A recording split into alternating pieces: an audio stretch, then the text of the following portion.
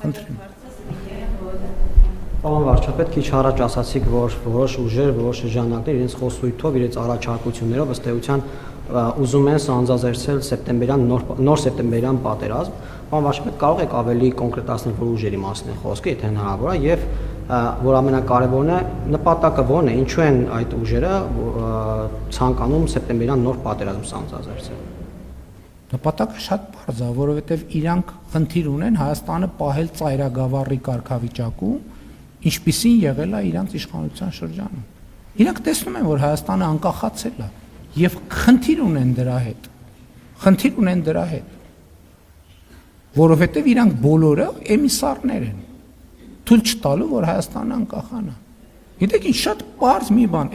ես խնդրել եմ, որ ավելի մանրամասն ներկայացնեն, այսօր պատրաստ չեմ այդ թեմայով շատ խոսել, բայց տենց ստացվեց, որ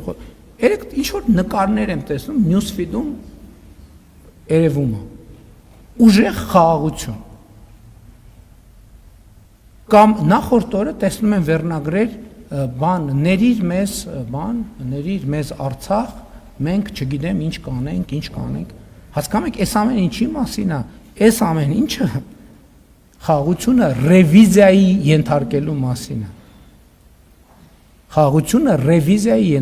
մասին է։ Խաղաղությունը ռևիզիայի ենթարկելու փորձը պատերազմը անմիջապես կամ ասում են Արարատը մերն է, դա դիվանքը մերն է, դա պատերազմը։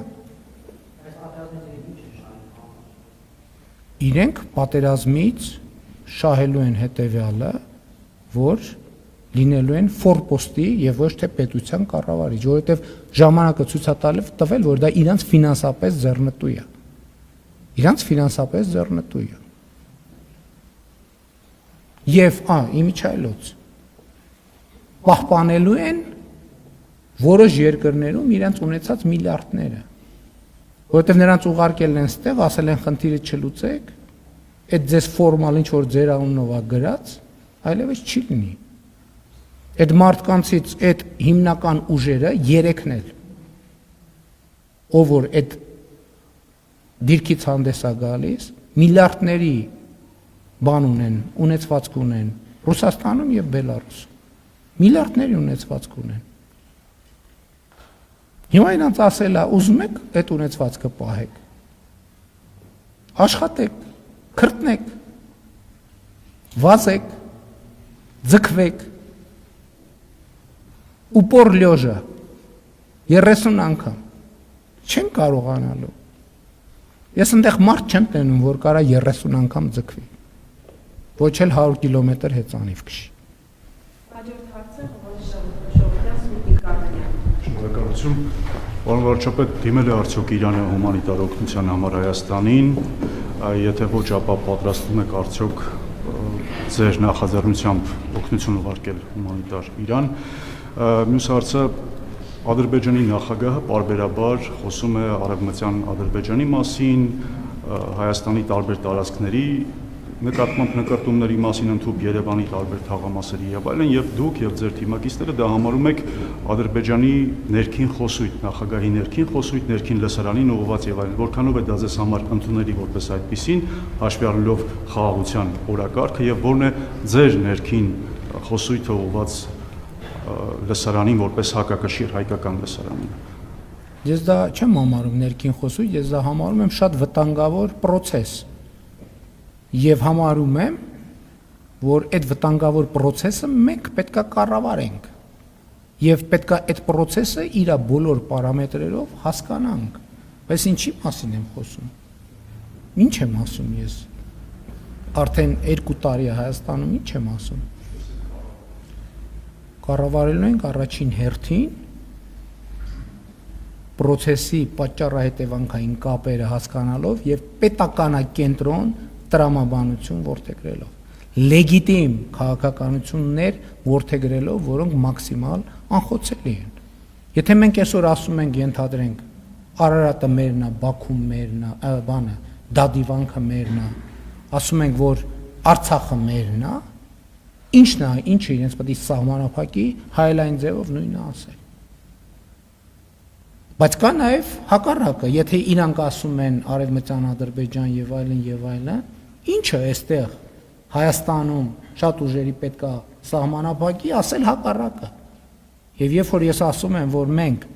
եւ Ադրբեջանը եւ Հայաստանը պետքա ռազմավարական գործարքի տրամաբանության մեջ գնանք, սա նշանակում է, որ մենք զուգահեռաբար այս խնդիրը պետքա լուծենք։ Զուգահեռաբար այս խնդիրը պետքա լուծենք, որ եւ դրա առաջին ամենակարևոր քայլը արված է։ Խաղաղության համաձայնագիրը նախաստորագրված է, որտեղ կողմերը միմյանց տարածքային ամբողջականությունը, ինքնիշխանությունը, սահմանների անխախտելիությունը ճանաչել են Ալմատայի հռչակագրի հիման վրա։ Եվ մենք այս հենքի վրա պետք է կառուցենք խաղաղությունը, բայց այդ եմ ասում։ Իրականում ես ինչ խոսում եմ, հենց դրա մասին եմ խոսում։ Ինչ վերաբերվում է Իրանի Իսլամական Հանրապետությունը, Իրանի Իսլամական Հանրապետությունը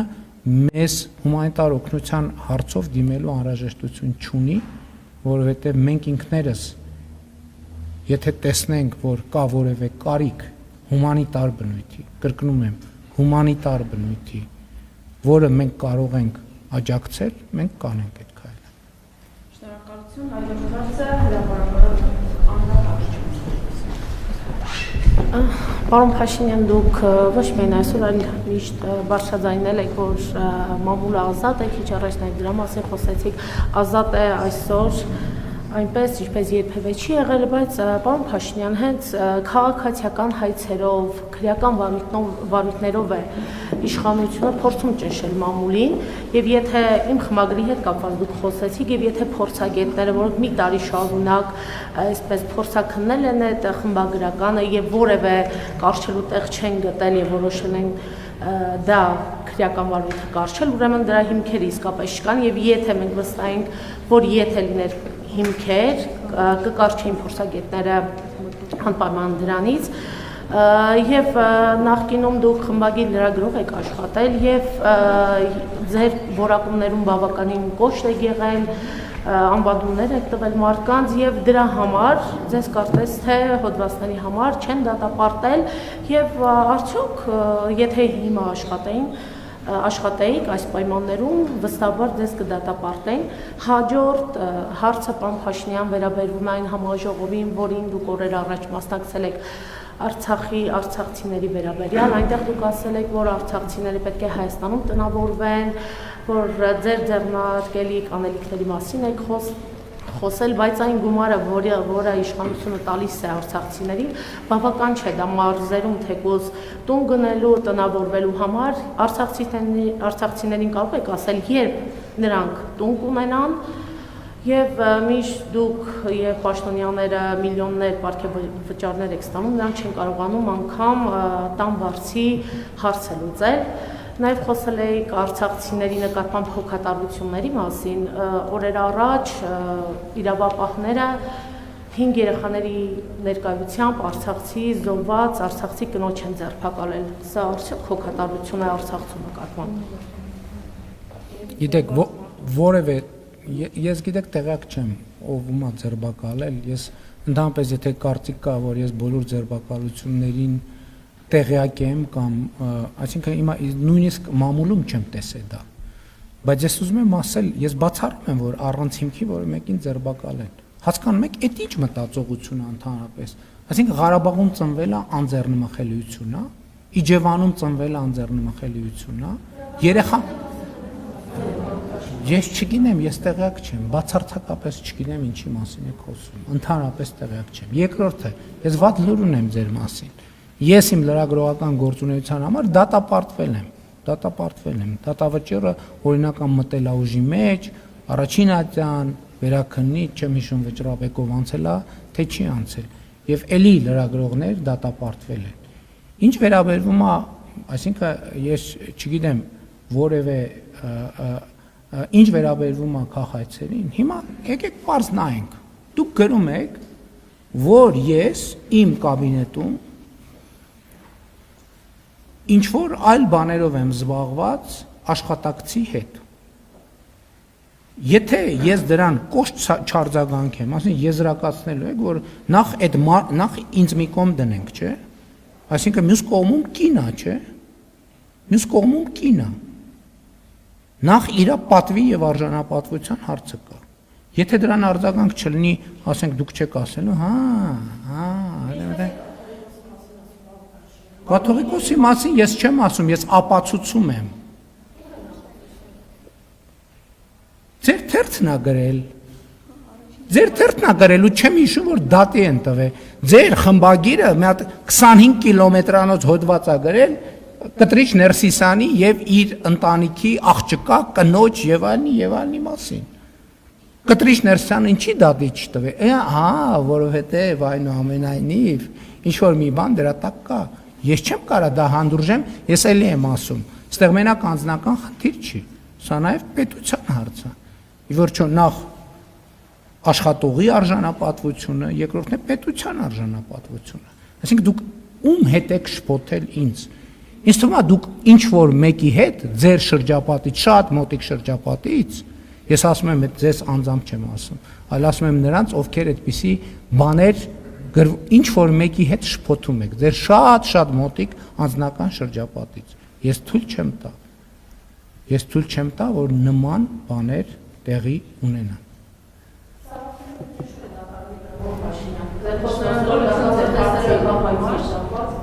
Բայց ես այսօր լուր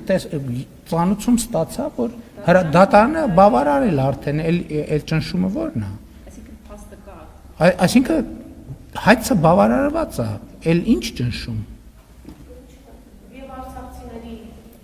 Եվ համաժողովը հարգելիս տեղի ա ունեցել ուղիղ եթերում։ Սկզբ մենակ 3 րոպե, 4 րոպե, 5 րոպե է ընդհատվել, մինչև իմ ելույթից անցում է կատարվել, բոլոր հարցերի պատասխանները այնտեղ տեղում տրվել են։ Պարոն շուրջինը հարց կա, բայց ժամանակը մեր ժամը սպառվել է։ Ինչի մասին վկայում է իմ հեռախոսը։ Չկա րոպե։ Ով հարց հասցրեց այս անգամ, հաջորդ անգամ իրանցից կսկսեք։ Եվ գործընկերներն էլ շատ պարզ, ուրեմն հարց եք տալիս, մի հարց տվեք, որպեսզի կարողանաք պատասխանել։ Շնորհակալություն։